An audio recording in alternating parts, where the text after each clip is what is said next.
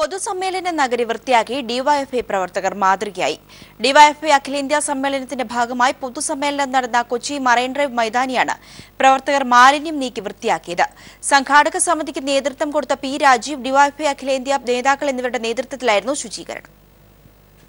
കഴിഞ്ഞ ദിവസം പൊതുസമ്മേളന വേദിയിൽ നിറഞ്ഞു നിന്നിരുന്ന നേതാക്കൾ തന്നെയാണ് ശുചീകരണ തൊഴിലാളികളായത്. പൊതുസമ്മേളനം നടന്ന മറൈൻ ഡ്രൈവിലെത്തിയ നേതാക്കൾ ചൂലും കൊട്ടയുമായി ശുചീകരണം തുടങ്ങി. സംഘാടക സമിതി ചെയർമാൻ പി രാജീവ്, ഡിവൈഎഫ്ഐ അഖിലേന്ത്യാ ഭാരവാഹികളായ മുഹമ്മദ് റിയാസ്, അവോയ് മുഖർജി, സംസ്ഥാന ജില്ലാ നേതാക്കൾ എന്നിവരും മാതൃകാ സേവന പ്രവൃത്തിയിൽ പങ്കാളികളായി. നിരവധി പൊതുസമ്മേളനങ്ങൾക്ക് വേദിയായ മറൈൻ ഡ്രൈവിൽ ആദ്യമായാണ് സംഘാടകർ തന്നെ സമ്മേളന നഗരി വൃത്തിയാക്കുന്നത്. ഒരു മാസത്തോളമായി ജില്ലയിലെ പ്രവർത്തകർ തുടർച്ചയായി കഠിനാധ്വാനത്തിലാണ്. എങ്കിൽ പോലും സമ്മേളനം കഴിഞ്ഞ പിറ്റേ ദിവസം തന്നെ ഇത് വൃത്തിയാക്കാനുള്ള ദൗത്യമാണ് ഏറ്റെടുത്തിട്ടുള്ളത്. മറ്റ് സംസ്ഥാനങ്ങളിൽ നിന്ന് പോകാനുള്ള ചില ആളുകൾ ഉൾപ്പെടെ ഇതറിഞ്ഞ് പങ്കാളികളാകാൻ വന്നിട്ടുണ്ട്.